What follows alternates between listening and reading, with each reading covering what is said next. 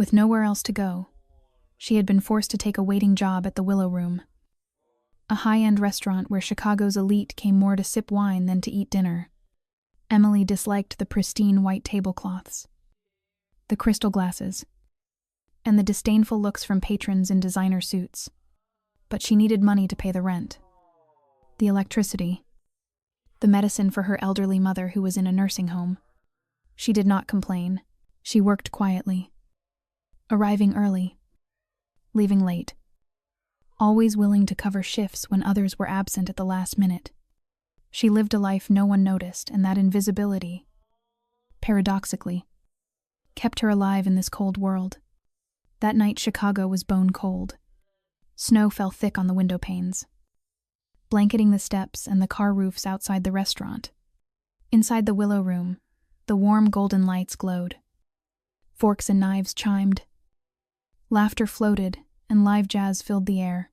Emily moved quickly from table to table, the tray in her hand trembling slightly from the cold and from the strain. She had been on her feet for 7 hours without a break, her feet aching.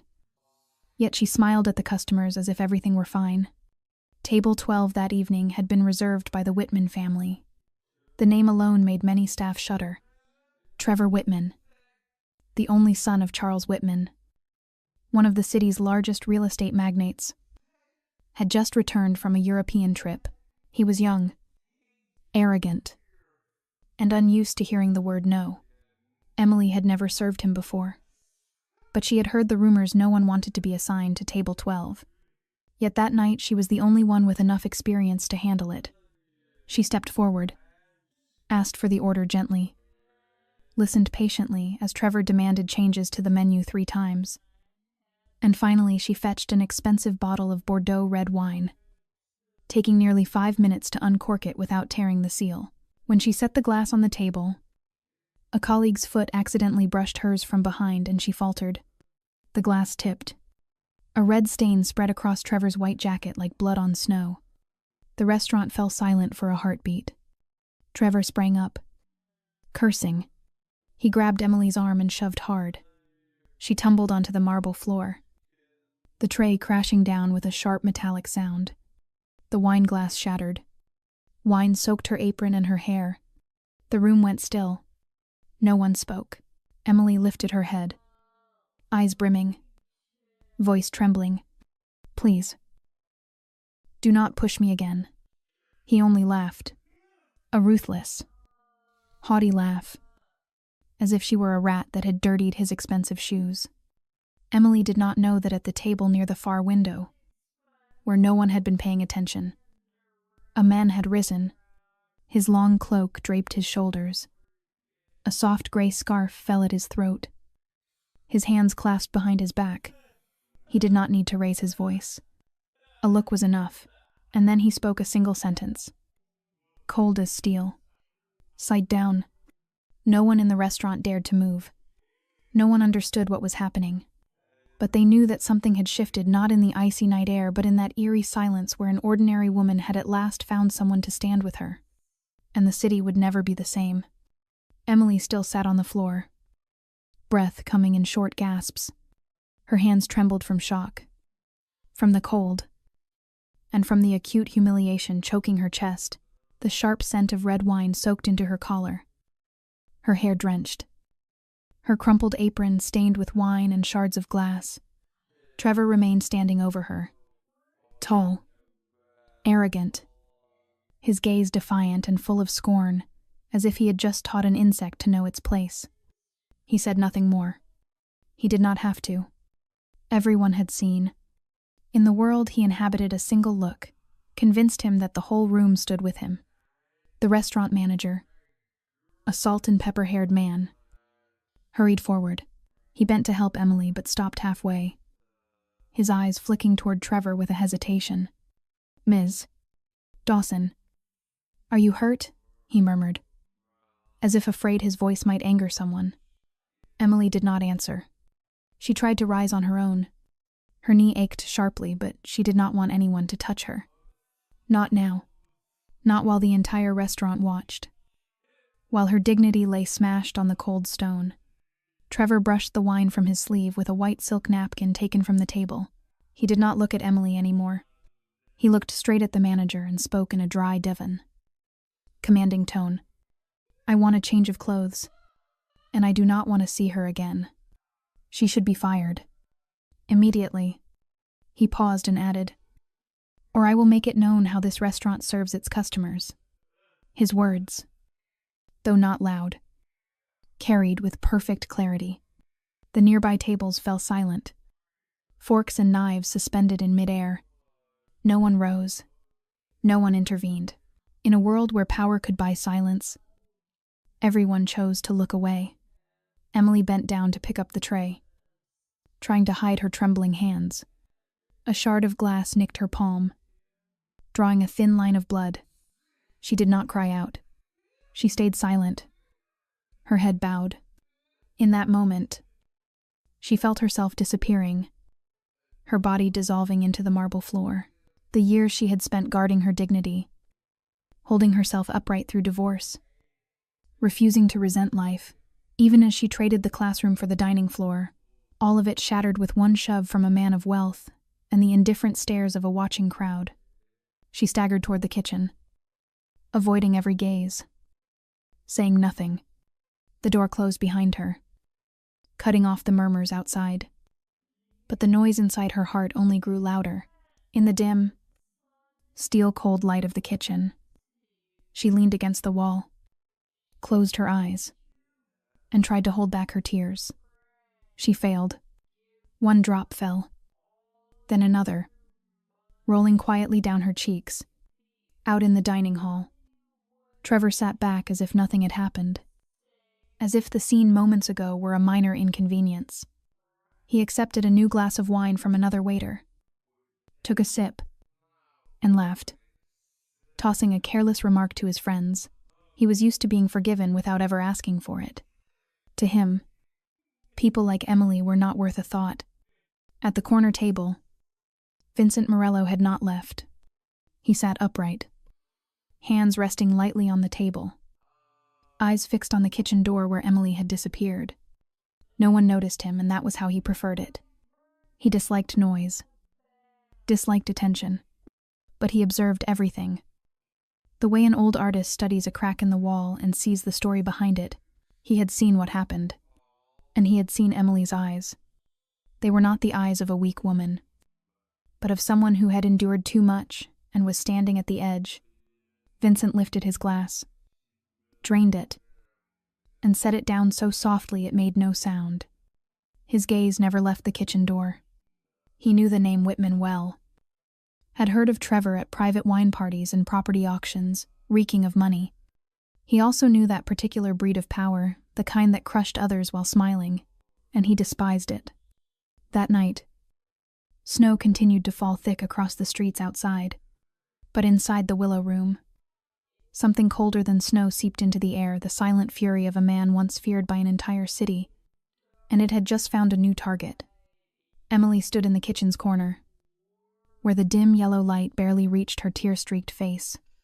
Her shoulders shook not from cold now, but from the kind of wound that tears through years of built-up defenses. She felt stripped bare in front of strangers, not physically, but by the wordless humiliation of being treated as nothing, as trash in a world of polished silver and silk. Outside, laughter still murmured. Glasses clinked in cruel rhythm, each sound echoing like mockery. No one stood, no one spoke. In that elegant, frozen room, silence itself became the declaration that they had chosen the side of power. Emily wiped her tears quickly, straightened her hair, and stepped out of the kitchen. Even if she were fired tonight, she would leave with her back straight. She refused to be seen as a loser, though deep down she knew this fall would haunt her for a long time. But as soon as she stepped through the door, she froze. The air in the restaurant had changed. The laughter had quieted. The jazz still played. But something had caused the entire space to hold its breath. Trevor still sat there, reclined in his chair, a face calm as if waiting for a perfect dessert, yet his eyes no longer looked down at Emily. They were fixed on the other side of the room where every gaze now converged. At the table by the window, Vincent Morello had risen. No one heard the chair slide back. No one saw when he began to move. But now he stood there in the middle of the room, towering like a shadow pulled from the city's collective memory.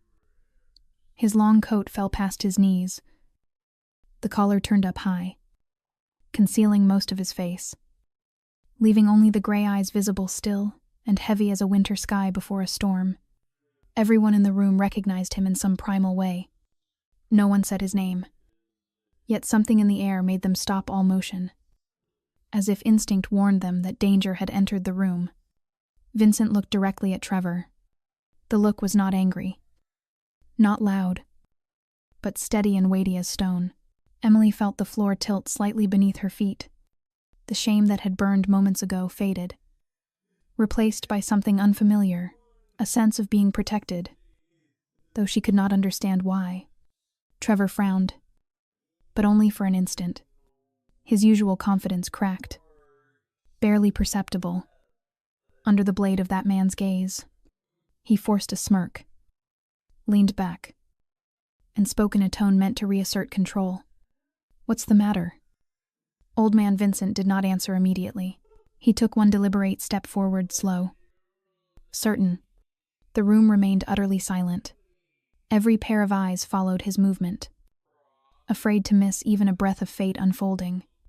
He stopped just short of invading Trevor's space, close enough for the invisible pressure to become suffocating. When he spoke, his voice was low and calm, yet each word cut deep into the skin of the man before him. "Sit down." Trevor raised an eyebrow. "Who the hell are you to Vincent?" Silenced him with a single look, the kind of look that once made men who commanded entire cities fall quiet. He did not need to be anyone. His very presence was the answer. Trevor froze.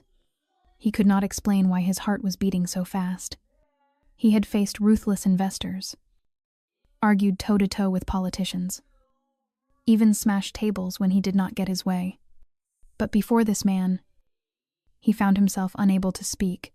He turned his face aside, muttered something no one caught, and sat down. The chair gave a faint creak, yet in the tense air it sounded like a confession of defeat. Vincent said nothing more. He returned to his table and sat down as if he had never risen at all. Emily remained standing, blood still clinging to her hand from the earlier cut. She watched the man for a long moment, unable to understand why he had done it. But in his eyes, when he looked at her, she saw something that felt almost like an apology for the entire room. And in that moment, for the first time in months, Emily did not feel alone. She was no longer invisible, no longer a shadow drifting among indifferent eyes. Someone had stood up not to change the whole world, but to remind her that she still mattered. And that was the beginning of everything that would follow. Only an hour after Vincent Morello sat back down and returned silence to the restaurant, Emily was summoned to the manager's office, the small room upstairs. Its frosted glass overlooking the kitchen felt as cold and hollow as her chest. Mr. Grant, the night manager, entered holding a sheet of paper and wearing an expression that refused to meet her eyes. He did not ask if she was all right, did not mention that Trevor had shoved her in front of dozens of people. I did not ask why she had cried in the kitchen for nearly 20 minutes, while no one cared. He simply slid the paper across the desk, placed a pen beside it, and spoke slowly, as if reading a script he himself did not believe. "Temporary suspension pending internal investigation. We will contact you in the coming days." Emily stared at the bold words. Temporary suspension. Without pay. She did not ask for an explanation. She did not need to. She understood perfectly how the system worked. Trevor Whitman was not a customer. He was an institution. With a single phone call, he could have a seasoned chef fired for serving a dish 5 minutes late. She was nothing but an anonymous waitress, without name, voice, or protection. What choked her most was not the injustice, but the look in Mr. Grant's eyes, sympathetic, guilty like a man who knew the truth yet had no choice but to obey. because that was the unspoken rule of survival. Know when to stay silent. She signed not out of agreement, but because there was no other option.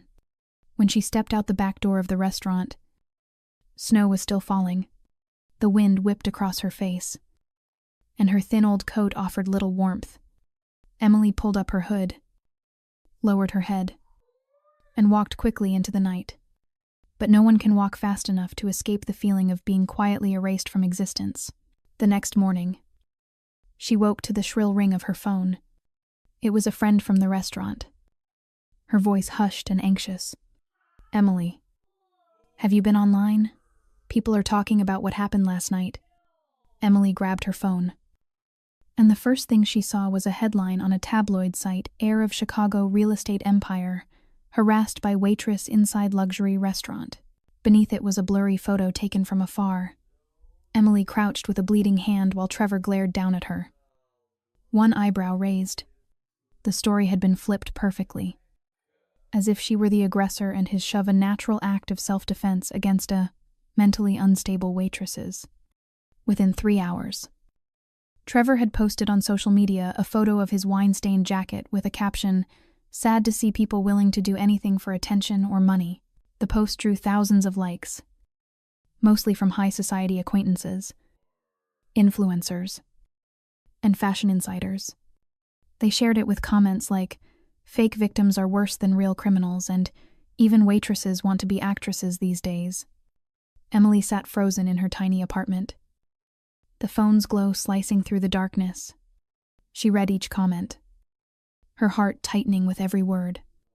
One called her a failed gold digger. Another suggested checking her medical history for mental instability. Someone else said she should be locked up or sent to rehab. No one asked if she was all right. No one asked what had really happened. Her phone would not stop ringing unknown numbers. Reporters, bloggers, morning talk shows. They all wanted to hear her side of the story. Yet every conversation began the same way. "Do you admit your behavior was inappropriate? Are you seeking fame from this incident?" Emily turned off the phone, pulled the curtains shut, and curled up on her worn-out sofa. She felt herself falling into a deep pit where her voice no longer mattered. Truth had ceased to matter. With money and power, people could write any story they wanted. And the best storytellers, sadly, were not writers. They were the ones who knew how to control the crowd. Emily had no idea where to begin fighting back. All she knew was that something inside her had broken. But amid the chaos, she did not know that somewhere else in the city, someone was still watching. And that man had not forgotten what happened at the Willow Room that night. Her apartment sat on the 3rd floor of an aging building in Lincoln Square, where the sound of the elevated train still echoed through the nights. The living room walls were peeling. The wooden floor creaked beneath each step, and the kitchen never stayed warm enough to chase away the cold seeping through the window frames. But it was all she had left, a small patch of space in a world that had already turned its back on her. She sat on the faded gray sofa, an old blanket draped around her shoulders, clutching a pillow to her chest. Her eyes were blurred from sleeplessness and exhaustion. 3 days had passed since the incident at the restaurant, and each morning she woke to find the world somehow worse than the night before. The media still twisted the story. A local news channel even ran a red ticker at the bottom of the screen: "Waitress causes scene. Tycoon's son speaks out." Every time her name appeared in print. Not as a call for empathy, but as bait for gossip. Another small part of her wished she could simply vanish from the world. She hadn't left the apartment. She didn't have the courage. Though the supermarket was only a few blocks away, she'd lived on instant noodles for 3 days, unwilling to face the stares of strangers. Her phone stayed on silent, dozens of missed calls, unread messages. Even her mother, in the nursing home, had been questioned by nosy visitors and now called Emily 3 times a day. Worried, but Emily didn't know what to say. How do you comfort anyone when you're already broken yourself?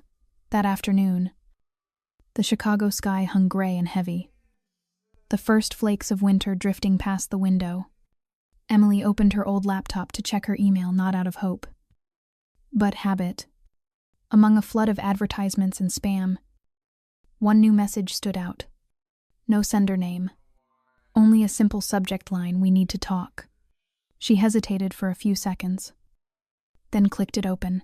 The body of the message was only a few short lines, neither threatening nor overly familiar. "I am not your enemy.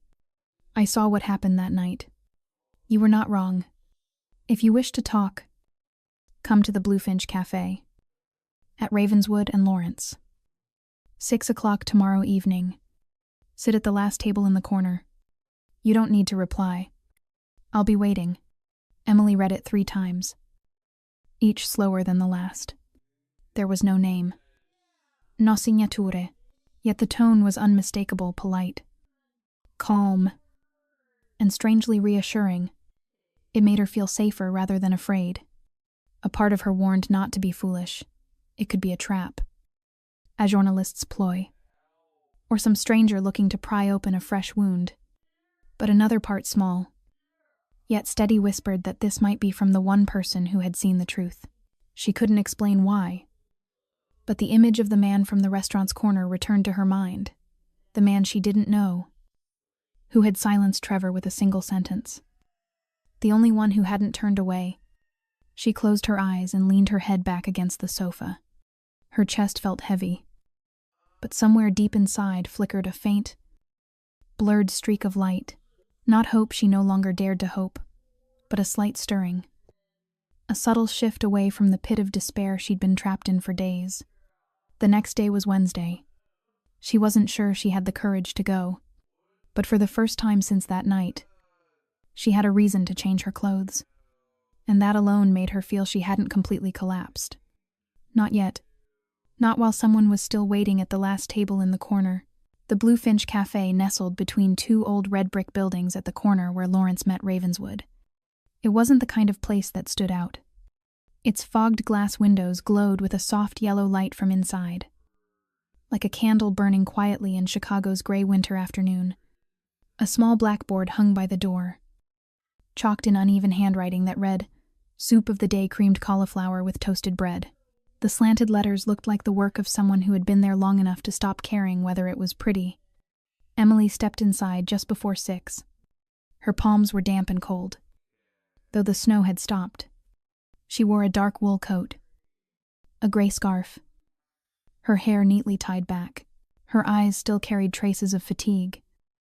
Yet the careful precision of her movements, the quiet way she closed the door behind her, showed she had gathered herself for a meeting whose meaning she did not yet understand. Inside, the scent of freshly roasted coffee mingled with cinnamon and oak, creating an oddly comforting warmth. The cafe was nearly empty. Just a few customers scattered across the room. No one looked up at her. But when her eyes swept toward the far corner, she stopped.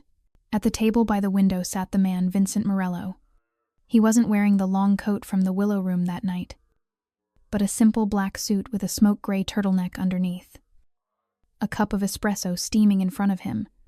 He wasn't on his phone. Wasn't reading. Just quietly gazing through the misted glass. When Emily approached, he lifted his eyes. No smile.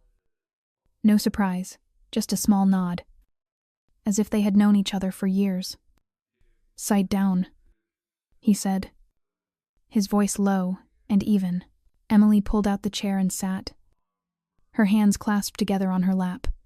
She didn't know where to begin, so she said nothing. The barista appeared with a cup of hot tea and placed it before her. She hadn't ordered. Vincent nodded once in thanks. Clearly, he had ordered it in advance, knew she would need tea, not coffee. After a pause, he spoke, his gaze steady on her. "You are not a weak woman." Emily looked up, startled by the way he began. "But," he continued, "I wonder, has anyone ever stood on your side?" She hesitated.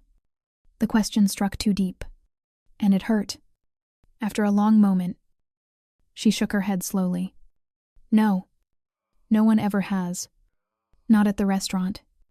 Not online. Not in my life." Vincent lifted his cup, took a small sip, then set it down. "I've been watching you," he said quietly, Long before that night. You work in silence. You don't complain. You're always on time. People like you are rare. You knew me before that night, Emily asked, tilting her head slightly. Vincent didn't answer right away. He looked out the window, where snow had begun to fall softly. I tend to dine in familiar places, and I notice the people who don't try to be noticed. You were one of them. Emily fell silent. Something inside her shifted, as if someone had just lifted a corner of the curtain she'd thought was sealed tight. Vincent looked back at her, his voice calm and low. I don't like men who use power to crush others. And Trevor Whitman is exactly that kind of man. He thinks money and reputation give him the right to knock anyone down. Her hands clenched. I can't fight him. They twist the truth with a single post. I'm just someone with nothing to hold on to. Vincent leaned back in his chair. You don't need to have anything in your hands. Because from now on, I'll be standing behind you. Emily looked up at him, doubt flickering in her eyes. Why would you help me? Vincent thought for a moment, his gaze distant, as if recalling something from long ago. Because I once saw a woman like you get pushed down, and I did nothing. This time, I won't make the same mistake. The words left a silence hanging between them.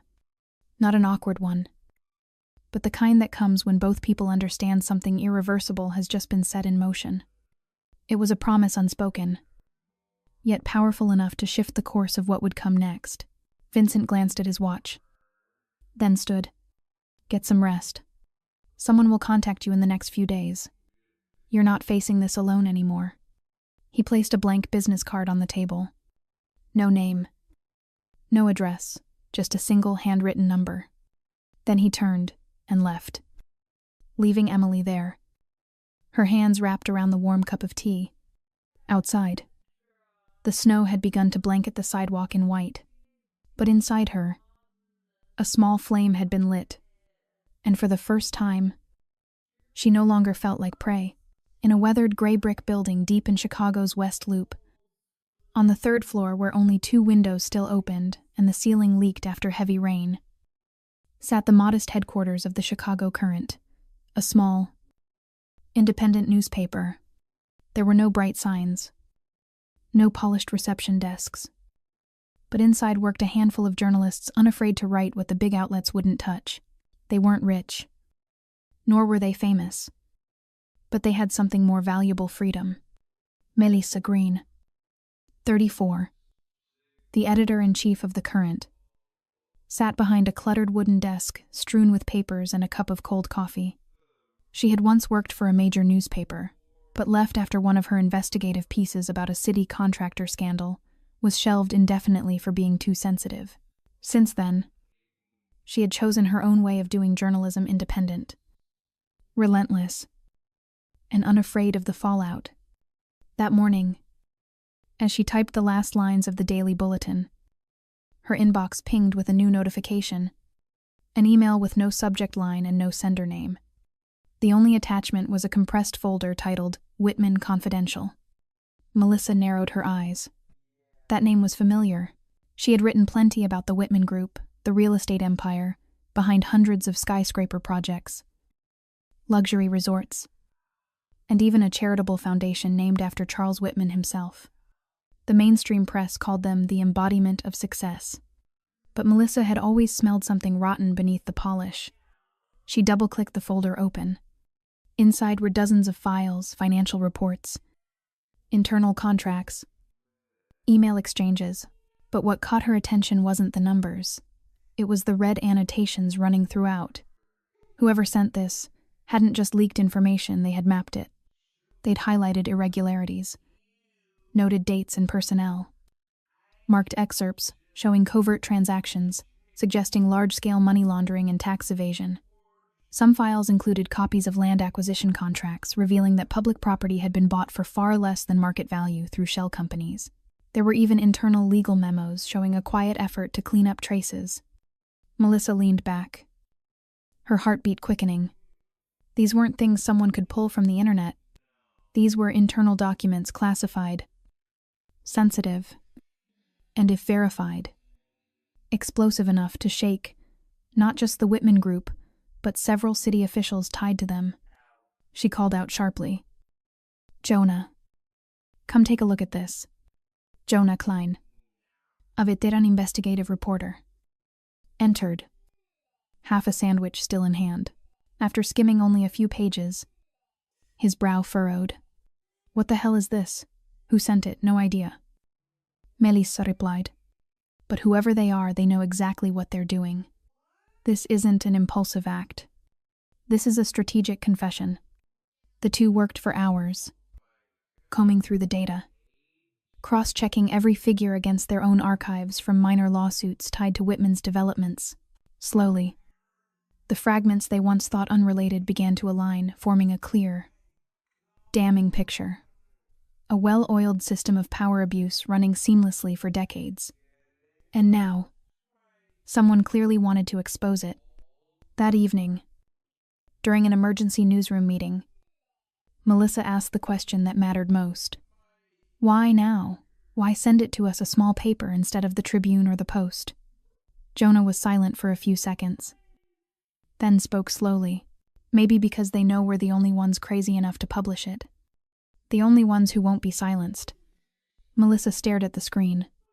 The final line from that anonymous email echoed in her mind more clearly than ever.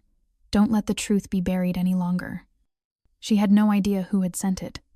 But her journalistic instinct told her one thing: this wasn't simple. It could be an insider. It could be a former accomplice seeking redemption. Or someone with a deeply personal reason to want the Whitman empire to fall. Whoever it was. Melissa knew only one thing for certain: a storm was coming, and she wasn't going to hide. Monday morning in Chicago began under a thin sheet of snow dusting the sidewalks. The sky heavy and foreboding, as if foreshadowing something dark, while, on the west side of the city, the small team at the Chicago Current was quietly preparing an investigative report that could shake the public. Downtown, inside the gleaming 17-story glass tower named Whitman Tower, a press conference was unfolding with the grandeur of a political performance. Charles Whitman arrived precisely on time, as he always did, dressed in a perfectly tailored gray suit and a pale blue tie, walking steadily between two media advisors and a personal attorney. Behind him, a massive digital screen displayed the words, "Transparency and truth. We will not let our honor be defamed." The conference room was packed. Dozens of reporters, television crews, and journalists from major outlets filled every seat. No one wanted to miss the moment when Chicago's most powerful tycoon publicly addressed the scandal that had gripped the city. Charles wasted no time with pleasantries. He began in a calm, resonant voice, measured, deliberate, as if lecturing a classroom on civic ethics. The Whitman Group has always upheld the values of humanity, professionalism, and respect. We do not condone violence, bullying, or discrimination of any kind. He paused, his sharp eyes sweeping across the room. But we also cannot allow our reputation to be defamed by stories that are not true. At that cue, the screen behind him flickered to life. A surveillance video began to play footage from inside the Willow Room. In it, Emily could be seen carrying a tray of wine, approaching Trevor's table. But the video had no sound and it was edited. The moment when Trevor grabbed her arm or shoved her to the floor was conspicuously absent. Instead, the footage cut straight to Emily sitting on the ground, followed by a frame of her looking up, confused, while Trevor stepped back with an expression of surprise, a carefully crafted edit, one that turned a violent assault into what looked like an unfortunate accident. The room filled with murmurs, a few coughs. Cameras flashed. Charles didn't look at the screen. He looked straight at the reporters. "We regret that Ms. Lectute Dawson had an unpleasant experience. But these images clearly show there was no act of aggression or abuse. Trevor was merely the victim of a grave misunderstanding." Then, as if to deliver the final blow, he added, "We have handed all data to our legal team and are prepared to take action against those spreading false information." Within an hour, the video flooded social media under the headline "Hidden Truth Revealed." CCTV footage proves Trevor's innocence. Major news outlets shared it instantly. Their commentary skewed in Whitman's favor. Television pundits who had remained silent now dissected each frame, calling Emily an ambiguous figure. The woman whose baseless claims nearly ruined a respected family. Social media roared back to life. But this time as a wave of ridicule. People didn't just doubt her, they mocked her. Screenshots from the edited footage were turned into memes with sarcastic captions, victim or actress trips. Then blamed someone else. Someone even created a parody video, pasting her face into a cartoon sequence for laughs. In her small apartment, Emily sat motionless before the screen. She replayed the video, frame by frame, feeling her heart cut open with every second. That wasn't the whole truth, she knew it. She had felt Trevor's hand. She had felt the force, but what the world now saw was a different story altogether. Somehow, they had edited it and done it with chilling precision. They didn't need to erase the truth. They only had to bend it just enough to create doubt. Emily didn't cry. She had cried too much already. Now there was only numbness. She felt as though she'd been pushed off a cliff with nothing to hold on to. In a world where images and media were the ultimate weapons, truth no longer mattered. As long as the story was told beautifully and at the right time, people would believe whatever they wanted to believe. She turned off the screen and walked toward the window. Outside, the snow was still falling. She didn't know where she would go next. But one thing was painfully clear. This was no longer a battle between her and Trevor. It was a war between one ordinary woman and an empire of power. And now, the city had turned its back.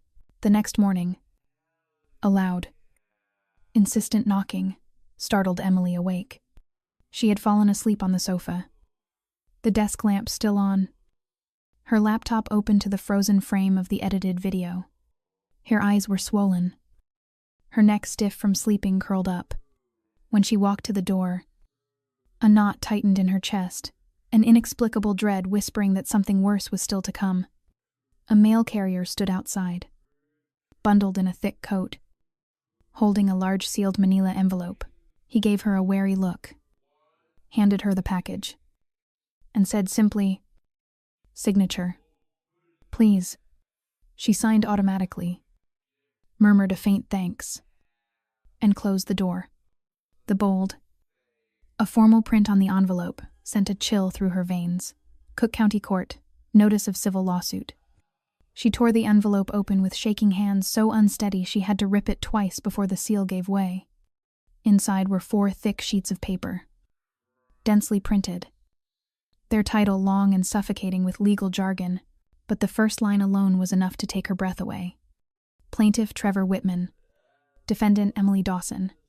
Claim for damages $20 million U.S. dollars. 20 million.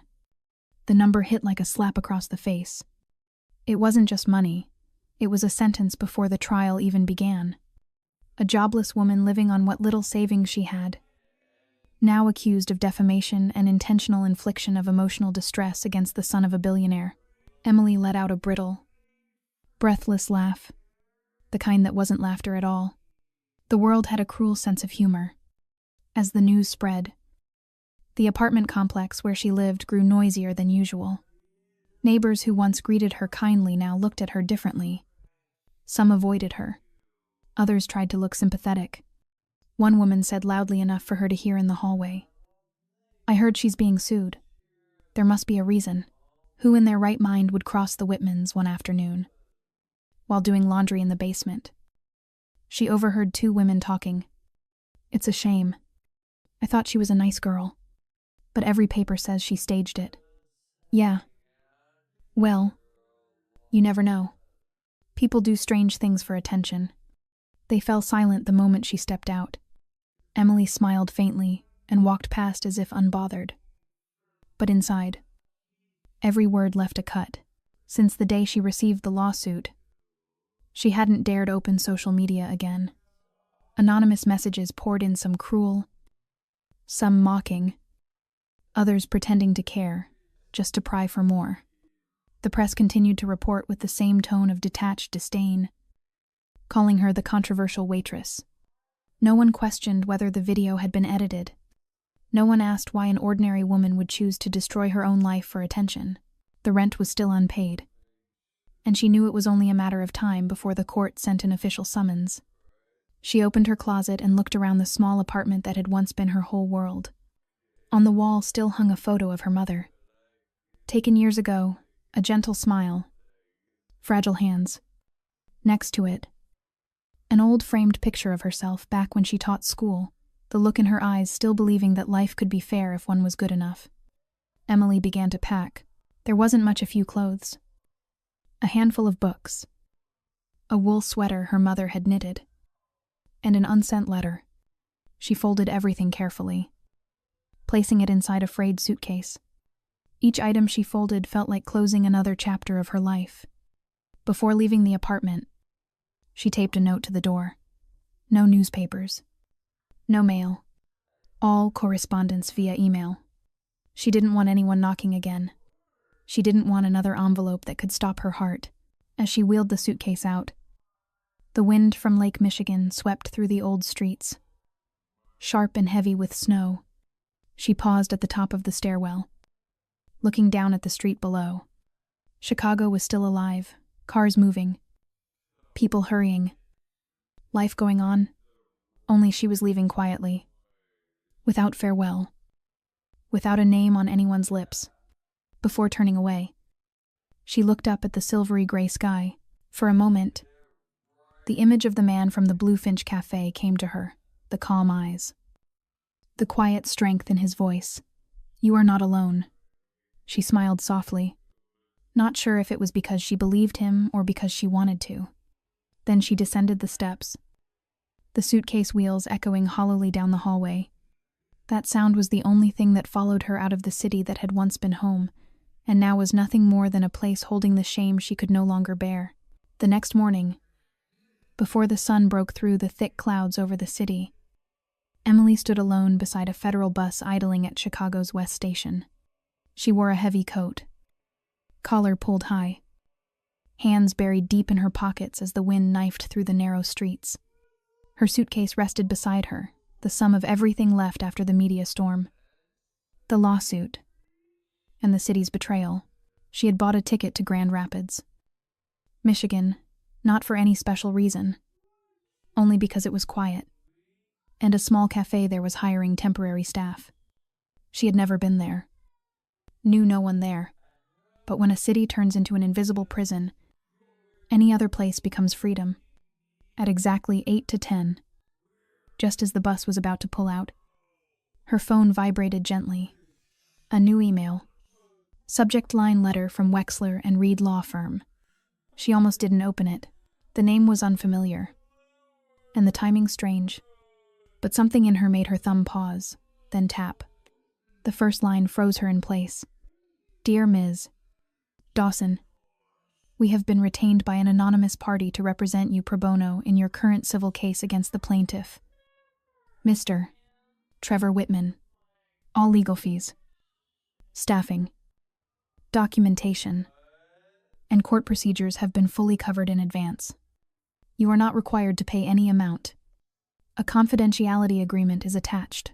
If you agree, please confirm with an electronic signature. Emily read it 3 times. Each word pierced the thin layer of ice around her heart. An anonymous benefactor. A major law firm. Every cost already paid. She owed nothing.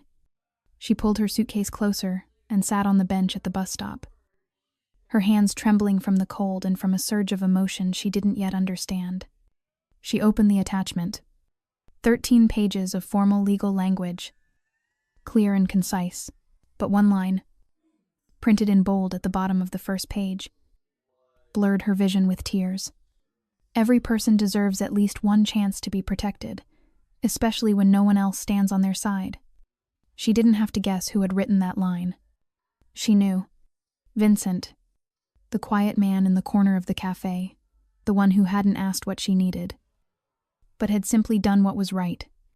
Emily stood, pulling her coat tighter around her. The bus engine rumbled to life. the doors opening one last time. The driver looked at her through the rearview mirror and gave a small nod. A silent question. "Are you coming?" She stared at the bus, then down at her phone screen. And in that moment, she realized if she boarded now, she wouldn't just be leaving Chicago. She'd be walking away from the only chance she might ever have to stand up for herself. Without a word, she turned around. Her thumb pressed and held the signature icon on the screen. A single curved line appeared, her name. In her own handwriting. Confirmed. 5 minutes later, a reply arrived in her inbox. "Welcome to the Wexler & Reed legal team. An attorney will contact you within the next 2 hours. We will handle all proceedings. You are not alone." She sat there a while longer, watching the bus pull away from the station, its wheels kicking up snow and the pale breath of a winter morning. She didn't feel regret. Instead, she felt an odd, steady calm. For the first time in weeks, Emily felt as though someone had placed a gentle hand on her shoulder, not to push her down, but to keep her standing. No one could see it, but somewhere in this cold city, someone still believed in her enough to risk both faith and money. And that belief, for a woman who had been denied by the entire world, was the greatest gift of all. She rose, turned her suitcase the other way. Not toward home. That apartment was no longer home. But now, she had somewhere to go. And for the first time, it wasn't to run, it was to fight back. At the end of the street, snow kept falling softly. But inside her, the cold had begun to fade.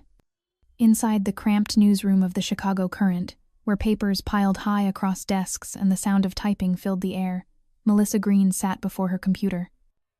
Eyes narrowed in thought. 3 days had passed since she and her investigative team had received the confidential documents about the Whitman Group. The article was nearly ready. Yet something in her gut refused to rest. The information they had been given was too precise. Tout complete. Too perfectly timed. The files didn't just expose tax evasion and money laundering. They connected every fragment Melissa had collected over the past year. Pieces that had never quite formed a picture until now.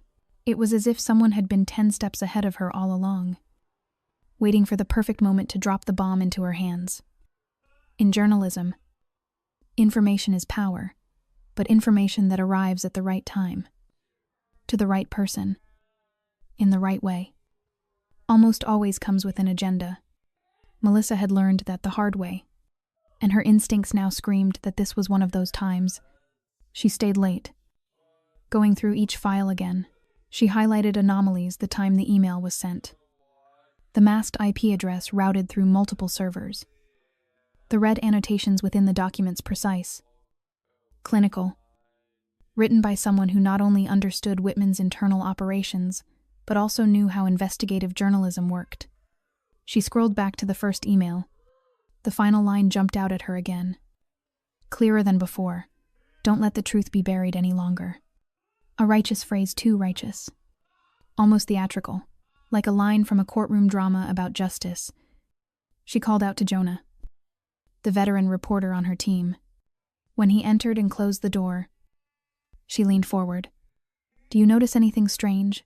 Jonah raised an eyebrow. "You mean about the files? Of course it's strange. But strange in the sense that someone inside this game wants to burn the bridge behind them." Melissa nodded, her gaze sharp. "Exactly. I don't think these leaks were driven purely by conscience. Someone's pulling strings. They're targeting Whitman, but I need to know why. And more than that, I need to know who." Jonah was silent for a few seconds, then asked, "You think it's connected to the Emily Dawson case?" Melissa looked at him for a long moment, then nodded slowly. "Possibly. I've rewatched the CCTV footage that went public. Something about it doesn't add up. It's too clean. Too perfectly edited to discredit that woman. And then, almost immediately, these documents drop into our lap, practically at the same time. Someone's orchestrating all of this." Jonah frowned. "You mean someone's controlling both the media and public perception, not just controlling press?" Melissa replied quietly, rewriting the entire narrative. Whoever they are. They don't just want to bring Whitman down, they want to control how it happens. That afternoon, Melissa began retracing her leads. She called an old contact who had once worked in Whitman's HR department. The woman on the other end was silent for a long moment before asking, almost in a whisper, "Have you ever heard the name Vincent Morello?" Melissa froze. "I have, but he's been out of business for years." "Hasn't he? On paper?" "Yes," the woman said, lowering her voice further. "But behind the scenes, he's still there. And he has a very personal score to settle with Charles Whitman. You might want to look into their history." When Melissa hung up, her fingers began to move quickly across the keyboard, searching the name Vincent Morello. The results were strangely clean, almost too clean. A few old articles about real estate investments, a sudden divestment 5 years ago. Then nothing. No news. No photos. No scandals. A powerful man, erased from the map of public record. And if he was the one who had sent the documents, if he was behind the leak, behind the invitation to meet Emily Dawson, behind even the law firm's intervention, then this was no longer an investigation. It was a chess game. Melissa leaned back in her chair, eyes fixed on the ceiling as though the missing piece might be hiding somewhere up there. She knew she had to be more careful than ever, because if she had stepped into that game, every move she made from now on would no longer belong solely to her. Late one cold gray afternoon, as the wind off Lake Michigan sliced across the Chicago River like invisible blades, Melissa Green sat alone at a corner table in a small cafe called Willow and Birch. The place wasn't far from Emily's old apartment, chosen after 3 short term. Direct emails, no pleasantries, no hesitation. Emily had agreed to meet. No intermediaries, no lawyers, just 2 women, each carrying a fragment of truth the other needed. When the door opened and Emily walked in, Melissa almost didn't recognize her at first. The woman before her was thinner, her hair tied neatly at the back, her face bare of makeup. But her eyes had changed. There was still caution in them, but no longer fear. It was the steadiness that comes after a storm, the look of someone who has fallen, but refuses to stay down. Melissa rose and extended a hand. "Emily Dawson." Emily nodded, shaking her hand lightly. "You're Melissa Green." "Right. I read your piece about the subway funding scandal." They both sat down. There was no need for small talk. Melissa opened her laptop and turned the screen toward Emily. "We received these confidential files from an anonymous source," she said. "The Whitman Group financial violations, money laundering, shell corporations. I believe these documents are connected to what happened to you." Emily looked silently at the screen. Names she recognized appeared before her. Trevor, Charles, Whitman Holdings. Contracts she had once glimpsed on a desk while carrying trays of coffee. Now all of it lay spread out before her like an indictment. She spoke softly. "I never thought I had anything important. I was just someone who got pushed down." Melissa studied her carefully. "And that's exactly what makes you the perfect beginning. Someone used your case as the spark, and I don't think that someone only wanted justice. They want to bring down an entire system." Emily leaned back, folding her hands. "I met Vincent Morello," she said quietly. "He was the first person who helped me. He didn't explain much, didn't make any promises, but I could tell he wasn't lying." That name hung between them again. Melissa nodded slowly. "I've been tracing him too. There's almost no public record since 5 years ago, but I'm convinced he's the one who sent us those documents." Emily lowered her gaze.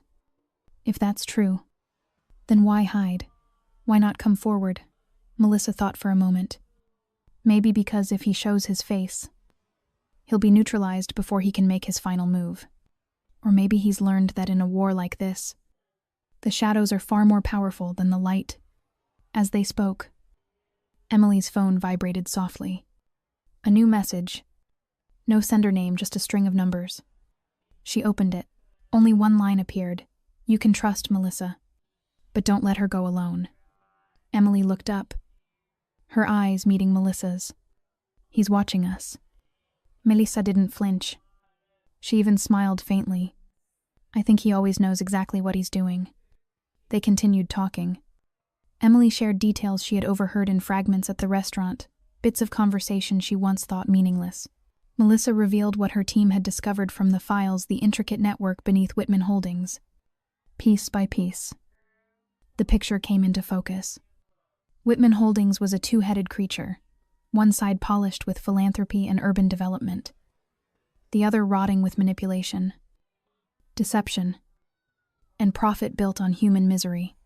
When their meeting ended, both women stood and exchanged a handshake, this time, not as a courtesy, but as a quiet pact. Neither of them knew what lay ahead, but now, they would no longer walk alone. Emily left the cafe first. Melissa stayed behind for a few minutes, her eyes fixed on her phone screen. No new message from Vincent. But deep down, she knew he was still out there, somewhere in the city, a silent chess player, waiting for the perfect moment to reach out and move the final piece. On a cold February morning, while Chicago still slumbered beneath a heavy blanket of fog, the cramped newsroom of the Chicago Current glowed, as if something new had just been born. Melissa Green stood in the middle of the room, a steaming cup of coffee in her hand, eyes fixed on the monitor displaying the story that had gone live precisely at 7 a.m. Across the front page stretched the bold headline, "The Empire of Silence." The investigation, nearly 6,000 words long, had taken over 2 weeks to edit and verify, every line checked against sources and documents. It was the result of a convergence, the secret files that had arrived without a name, the quiet help of Emily Dawson, and Melissa's unyielding intuition that a vast, invisible power structure had been hiding in the shadows all along. The article peeled away every layer of the Whitman Group's mask, its shell companies, offshore accounts, money laundering contracts, political payoffs, and scandals buried under cash, influence, and threats. Yet it wasn't only numbers and ledgers. The story guided readers through a narrative. A waitress shoved to the floor of a glittering restaurant, a video edited to deceive an entire city, a corporation manipulating public sentiment through the media, and behind it all, a hand pressing small, honest voices back into silence. Within an hour of publication, the Chicago Current's website crashed under the flood of visitors. Social platforms erupted. From Twitter to Reddit, from legal forums to justice advocacy groups, the hashtag number, Empire of Silence, spread like wildfire. More than an expose. The article tapped into something raw, public, outrage, long suppressed. A doubt that had been smoldering for years. People were furious not only that Whitman had cheated, but that they themselves had once believed what the media had fed them. Public apologies to Emily Dawson began to appear. One reader confessed shame for ever sharing the doctored video without question. Another wrote that if his own daughter were Emily, he would never forgive this society. Meanwhile, high above the city, in the top floor of Whitman Tower, the atmosphere was entirely different. Charles Whitman read the printed copy brought in by his assistant. His eyes dim, not with surprise, but with the recognition that a line had been crossed. The control over media he had built for more than 3 decades through foundations, donations, and backroom alliances was starting to crack. Major television networks that had once ignored the story now began to cover it, cautiously at first. But the names that had avoided Whitman were suddenly on air, analyzing the article, inviting legal experts, asking questions. National outlets demanded an official response from Whitman Holdings. At the offices of Wexler and Reed, Emily's pro bono legal team worked quietly as phones rang without pause. Reporters wanted interviews. Women's rights organizations wanted partnerships. Emily refused them all. She didn't want to be a hero. She only wanted the truth to be seen, and justice to speak for itself. Vincent Morello did not appear. His name was nowhere in the article. No one knew his true role except Melissa. and now Emily. But they both understood without him. None of this would have connected. He hadn't merely pulled back the curtain. He had redrawn the entire stage. That night, as darkness fell over the city, Chicago was no longer the same. Those at the top could no longer trust that power would protect them forever. And those who had lived with their heads bowed. People like Emily now lifted their gaze, not with hatred, but with a fragile, glowing faith that justice, even if late, could still find its way home. The Empire of Silence was more than an article. It was a bell ringing for the first time. And once a bell rings, no one can pretend they didn't hear it. Trevor Whitman hurled his phone across the polished wooden floor, as if the act could erase the article flooding every newsfeed. The screen shattered, skidding to the foot of his desk. But the fury in his chest only burned hotter. The investigation had detonated like a bomb, obliterating months of cover-ups. Everything that had been edited, buried, spun into narrative control was unraveling, and worst of all, the name Emily Dawson had returned, no longer the disruptive waitress the tabloids had painted her to be. She was now the emblem of a truth that had been crushed. Trevor paced the 16th floor conference room of Whitman Tower. Eyes, bloodshot, de-loosened, shirt rumpled. He hadn't slept for 2 nights, not from guilt, but from the relentless calls executives, investors, foundation partners, all demanding answers. That morning, when he entered the meeting room with his father, the arrogance that usually defined him was gone. He slammed the printed article onto the table. "How long are you planning to stay silent?" "Dad, they're tearing us apart out there," Charles Whitman, calm as ever, lifted his coffee cup, took a measured sip, and set it down. "The more you lose your composure, the more they see your weakness. Media wars are marathons, not sprints. One article can't topple an empire. It's not one article." Trevor snapped. "It's preparation. Someone knows our internal systems. They have files that only an insider could access. And Emily's video, it could be reinvestigated any day now." Charles clenched his jaw. His son wasn't wrong. What unnerved him most wasn't the exposé itself, but the person who had leaked it. Someone had betrayed them. Someone very close. And that someone was intelligent enough to leave no trace. Patient enough to wait for the right moment. And ruthless enough to strike where it would hurt the most. "Who do you think it is?" Trevor asked, his voice lower now, laced with venom. "An advisor, a lawyer, or some low-level nobody you once thought invisible?" Charles didn't answer right away. He turned his chair toward the window, staring out at the city bathed in a cold, gray pallor. Decades of building, expanding, manipulating, and controlling. And yet he had never imagined that the knife would come from within. That article could not have existed without someone who knew the architecture of his empire from the inside. Someone who knew what to release. To whom? And when? He turned back, his gaze sharp as a blade. Every internal record from the past 5 years needs to be audited. Everyone who's ever worked in finance, communications, or legal, full list. I want to know who left, who stayed, and who was fired for being unfit. Trevor sank into a chair, rubbing his forehead. "Who do you think it could be?" Charles's lips twitched in a near smile. "I don't think. I'll know." By that afternoon, the internal purge had begun. Human Resources received orders to re-examine every personnel file of mid- and upper-level staff who had access to the company's data systems. Work devices were quietly retrieved, personal emails secretly extracted. A red list was drawn up, names marked as potential access to confidential data with personal motive. Among them were a few familiar ones. A former deputy in the legal department who resigned after refusing to sign off on a shady land deal. An IT technician dismissed for security violations that had never been proven. And one name that made Charles pause longer than the rest, Vincent Morello. That name lingered in his mind like a ripple under still water. Once a partner, then a rival, then suddenly gone from the investment world without a trace. Charles narrowed his eyes. If anyone had reason to bring Whitman down, someone with deep knowledge of the empire's structure, and the discretion to do it unseen, it could only be him. Compile every trace of Morello's activity over the past 10 years. Charles ordered, I want to know his every move since the day he retired. Trevor looked at his father and for the first time in years, saw something close to fear in the old man's eyes. He said nothing, because the terror now rising inside him no longer came from the media, or the investors, or the public. It came from his father, the man he had once believed unshakable.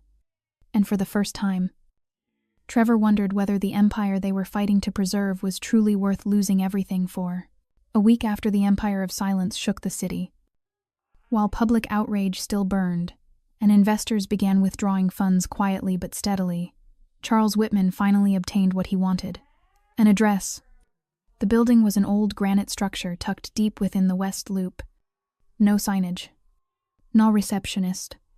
Just a worn, brass-buttoned elevator that groaned as it rose. Charles went alone. No assistant. No lawyer. This wasn't a negotiation. It was a reckoning between two men who had gone too far to turn back. When the door at the top floor opened, Vincent Morello was already there, seated as though he had known exactly who was coming. The light in the room was soft, carrying the faint scent of oak and coffee. No secretary. No guards. Just a wide wooden table. 2 espresso cups. And a man who had vanished from the glare of finance nearly a decade ago, now sitting as if he had never left. Charles stepped in, closed the door behind him. He's unblinking. It's you. Vincent gave a small nod. Charles, you sent the files. I did. You staged this entire spectacle, used my son as bait, turned a waitress into some public martyr. Vincent took a slow sip of coffee, smiling faintly. I didn't stage anything. I simply pulled away the curtain. What people saw afterward they chose to see. Charles sat down opposite him, his fists tightening on the table. Why do you even understand what you've done? After all these years of hiding like a ghost, you come back just to tear everything down. Vincent tilted his head, his voice calm, almost serene. You're mistaken. Charles, I didn't hide. I stepped away. I left when I realized that power is a hunger that never ends. You, on the other hand, kept digging, no matter who was buried beneath the foundation. Char let out a dry, humorless laugh. Don't you dare take the moral high ground with me. You were part of this system too. You made money the same way I did. Yes, Vincent admitted without hesitation, and I lost far more than money doing it. My wife left when she discovered I'd helped push through land acquisitions that forced hundreds of families out of their neighborhoods. My son hasn't looked me in the eye for 8 years. You think I haven't paid my price? Charles said nothing. His aging eyes flickered with something unspoken. He understood that the names Vincent had mentioned were not meant to draw sympathy, but to remind him that there are prices power can never buy back. Vincent set down his cup and looked straight at him. I didn't do anything. Charles. She stood up. I just stood beside her. The words were soft, almost weightless, yet they struck Charles like a blow to the chest. Throughout his career, he had used money, influence, and the press to turn women like Emily Dawson into shadows. But this time, she hadn't stayed silent. And worse, she wasn't alone. What do you want? Charles asked, his voice low, strained. Vincent rose and walked toward the window, gazing down at the city below. I don't want anything from you. I want you to see what you've done. When your empire falls, I want you to know there's no one else to blame but yourself. And Emily, Charles asked quietly. Vincent turned back, his expression softening for just an instant. She doesn't need me to speak for her. She doesn't need anyone to protect her anymore. She's learned to stand on her own. I just made sure that this time, no one can knock her down again. Charles stood, adjusting his tie, his tone clipped and hard. The game isn't over. Vincent nodded with a faint smile. I know. But this time, the board isn't yours to control. The door closed behind Charles. His footsteps faded down the empty corridor. In the quiet room, Vincent remained where he was, hands in his pockets, eyes fixed on the fog-blurred skyline. Not out of triumph, but because, at last, the truth had found its voice. 3 days after the private meeting between Charles Whitman and Vincent Morello, a true earthquake began to shake the floor of the New York Stock Exchange. Where Whitman Holdings traded under the symbol WHC had long stood as a symbol of power and stability. When the market opened that Monday morning, the stock plunged 13% within the first 2 hours. Trading screens glowed red, numbers tumbling without end. Analysts called it the silent fracture effect, because no breaking news had been announced overnight. No fresh exposé. No new scandal.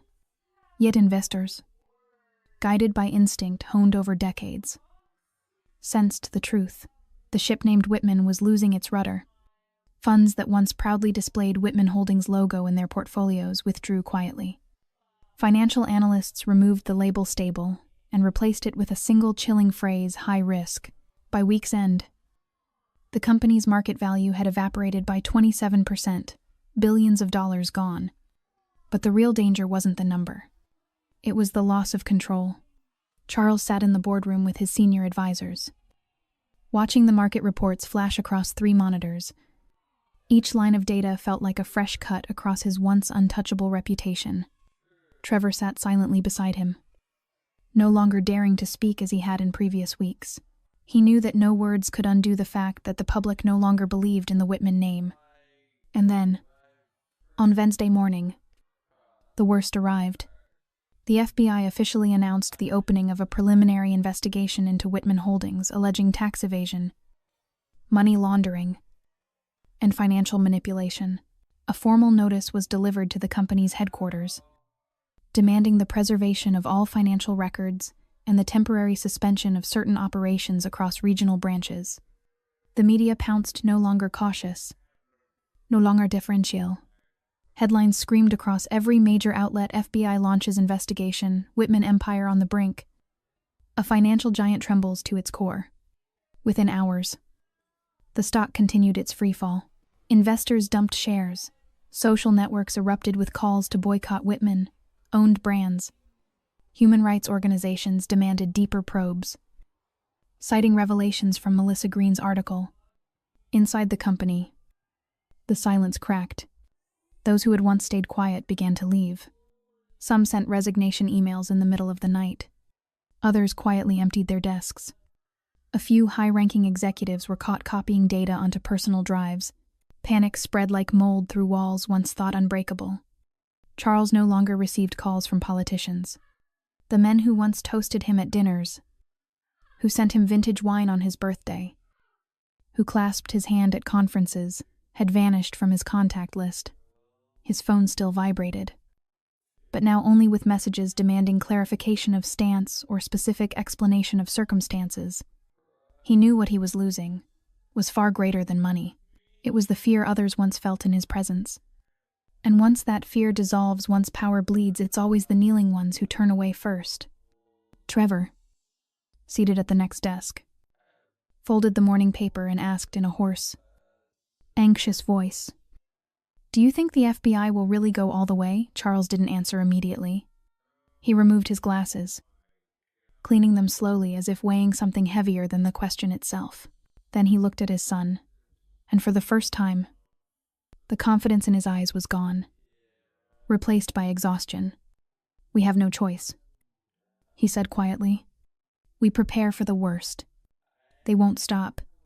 In another room, just a few blocks away, Vincent Morello sat in silence before an old radio on his desk. On the AM frequency, a midday anchor was reading the latest bulletin. The FBI has formally announced an investigation into Whitman Holdings. Internal sources suggest the allegations may involve misconduct, spanning over a decade. The public awaits an official statement from the company's leadership. Vincent closed his eyes, leaning back in his chair. fingers interlocked as though in prayer. But it wasn't for himself. This was no longer a personal battle.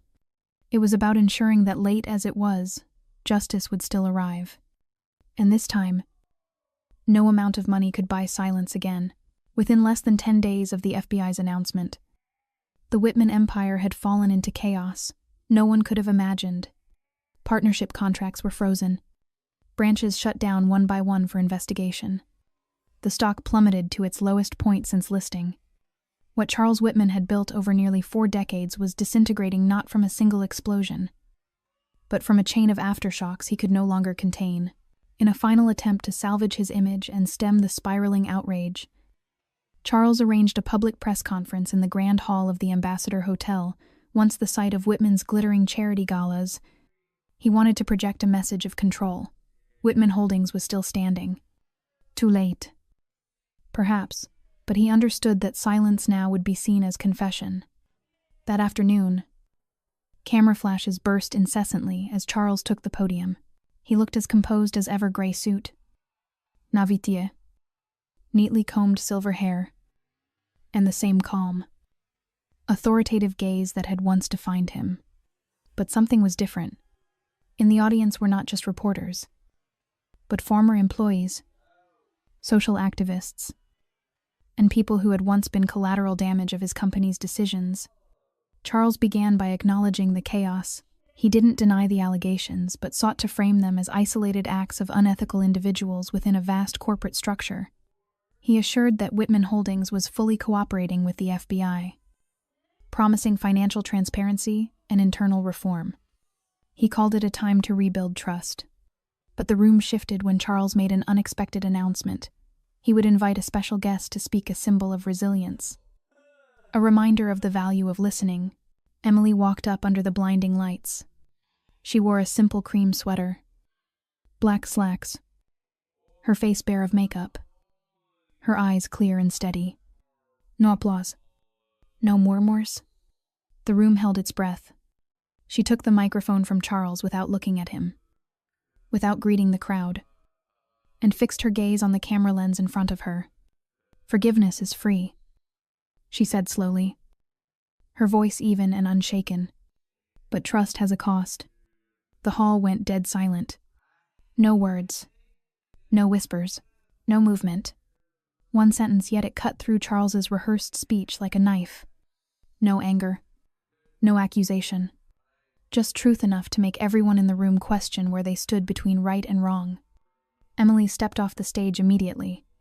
She didn't take questions, didn't pose for photos, didn't seek applause.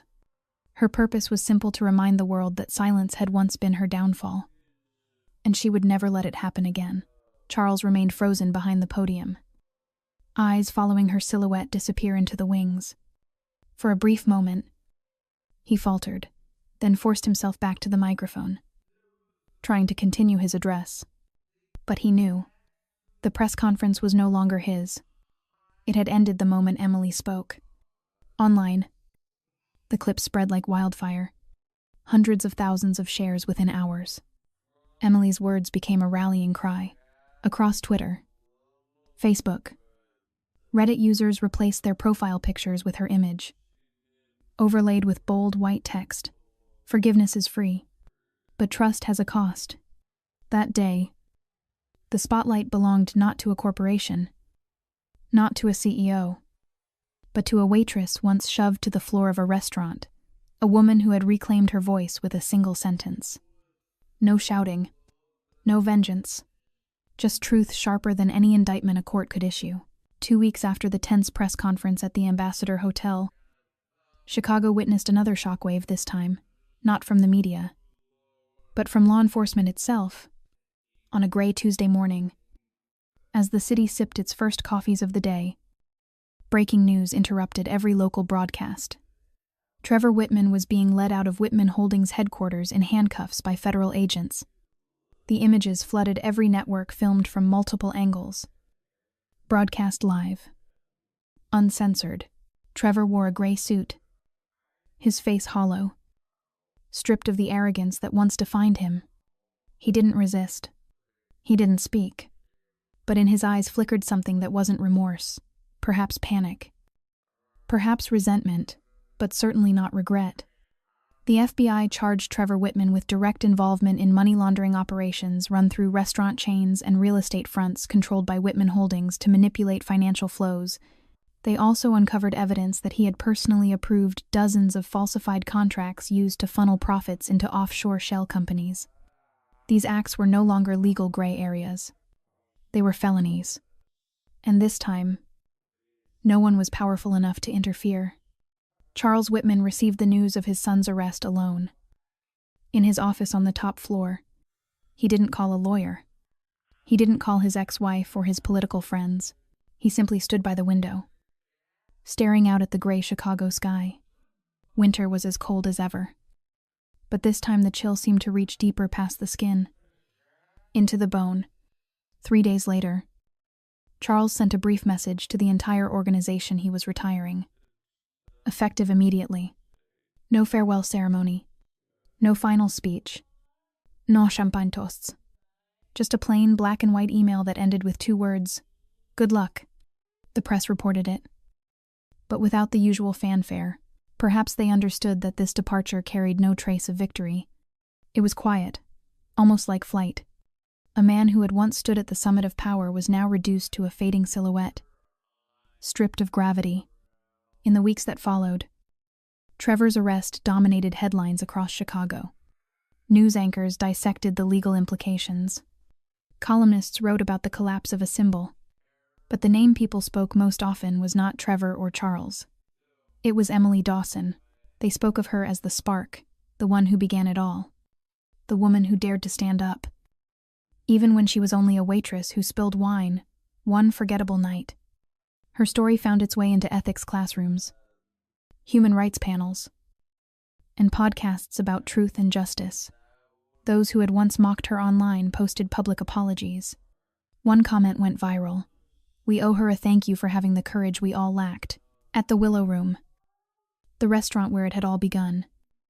A small table by the window was now left permanently empty, a silent tribute.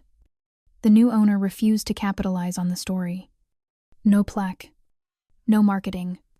But the new staff were told, if anyone asks, tell them that once a girl worked here, a simple, ordinary girl who taught an entire city that silence in the face of wrongdoing is its own kind of crime. Emily's story spread far beyond Chicago. An independent filmmaker proposed a documentary. A nonprofit invited her to be ambassador for its stand-up campaign. But she declined. She didn't want to be the face of anything. She only wanted to live quietly again, just not bowed. And somewhere in that city, whenever people spoke of the fall of an empire, they also whispered of that winter night of a spilled glass of red wine, a shove, and the words of a woman small in stature, but unbreakable in spirit. She never screamed, never sought revenge. She simply stood up, and sometimes, the quietest sound is the one that echoes the farthest. A year after Charles Whitman's resignation and Trevor's imprisonment, Chicago slowly exhaled the storm of media frenzy that had once consumed it. The headlines that once dominated the front pages now faded into history, a layer of dust on a short but turbulent chapter. And Emily Dawson, the woman who had been pushed down one night in humiliation, left the city without saying goodbye. She moved to a small town along the shores of Lake Michigan, where the wind was gentle and the waves touched the sand in steady, rhythmic breaths. There were no skyscrapers, no flashing lights, no cameras, only cobblestone streets, a second-hand bookstore, and a wooden cafe that looked out onto the water. Emily took a job as a waitress at a small diner called Lily's Table. No one there asked too many questions. No one recognized the face that had once appeared on hundreds of news segments a year earlier. Each morning, she rode her bike to work while dew still clung to the grass. She prepped the kitchen, peeled fruit, wiped tables, and greeted customers with a soft smile. On rainy days, she would stand by the window, watching streaks of water slide down the glass, and feel her heart as still as the autumn lake, not bitter, not regretful, just calm. Emily still carried a small notebook. Not for journaling, but for sentences that lingered with her, things she read, overheard, or simply felt. One page held a quiet line. Not everyone who falls needs to be lifted up. Some just need not to be stepped on again. She never shared those words. They were hers alone, fragments of a journey only she truly understood. The cafe's owner, Mrs. Lily, was an older woman with a warm, gravelly voice and keen eyes. She never asked about Emily's past, but one afternoon, while arranging plates at the counter, she said softly, like wind brushing a wooden door, "You've been through something big, dear, but you didn't let it swallow you. That's something worth admiring." Emily didn't answer, just nodded. But from that day on, she felt seen, not as a name from the news, but as a person. The town didn't change much. Every week, neighbors gathered at the farmer's market, trading jars of jam, vegetables, and worn books.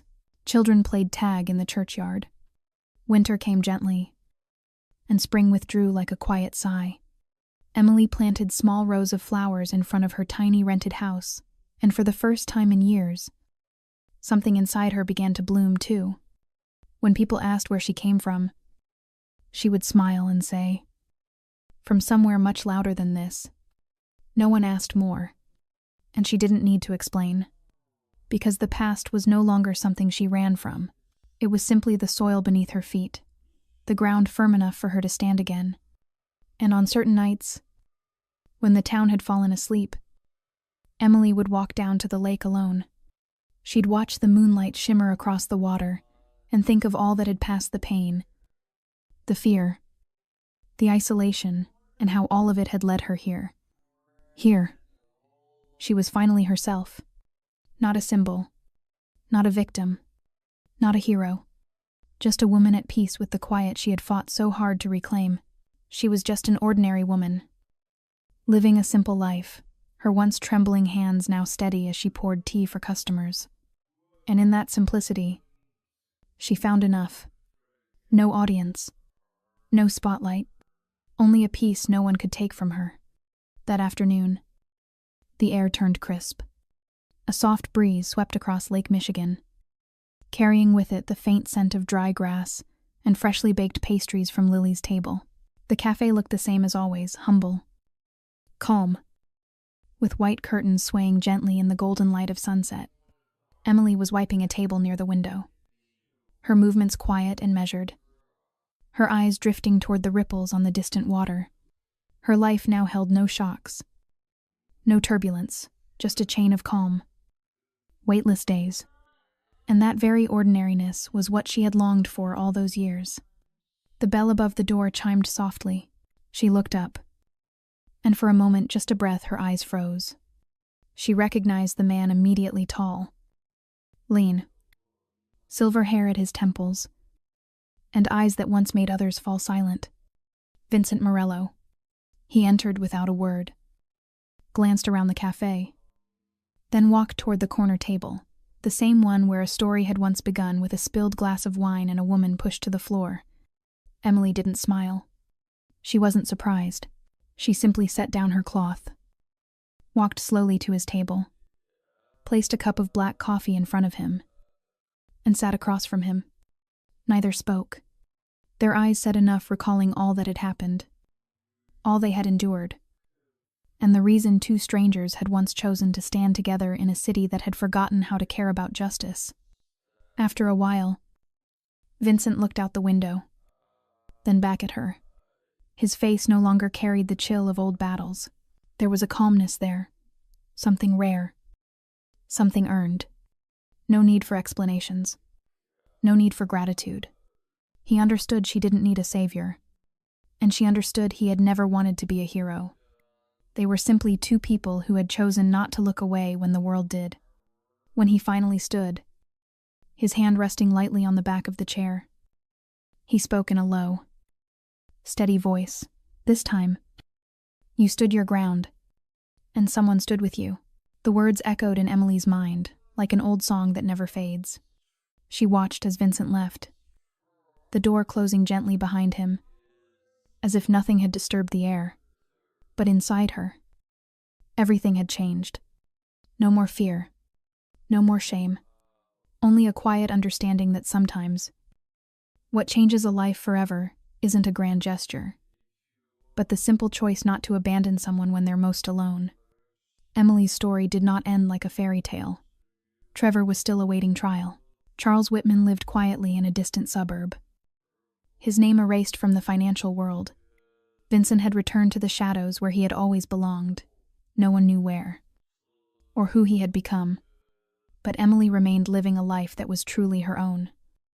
No longer a shadow cast by power or prejudice. And if there was one lesson she wished to leave behind, it was this: you don't have to be strong from the start. You just have to refuse to give up. Because sometimes, one act of standing up at the right moment can change everything. You've just listened to the emotional story of Emily Dawson, part of the Underworld Love Stories series. Now tell us, how did this story make you feel? Did something in it remind you of your own life? Or of someone you once knew? Share your thoughts in the comments below. We'd love to hear what touched your heart. If this story moved you or brought meaning to your day, please give it a like. Share it with your friends. And don't forget to subscribe to Underworld Love Stories to continue joining us for more heartfelt, powerful, and deeply human stories every day.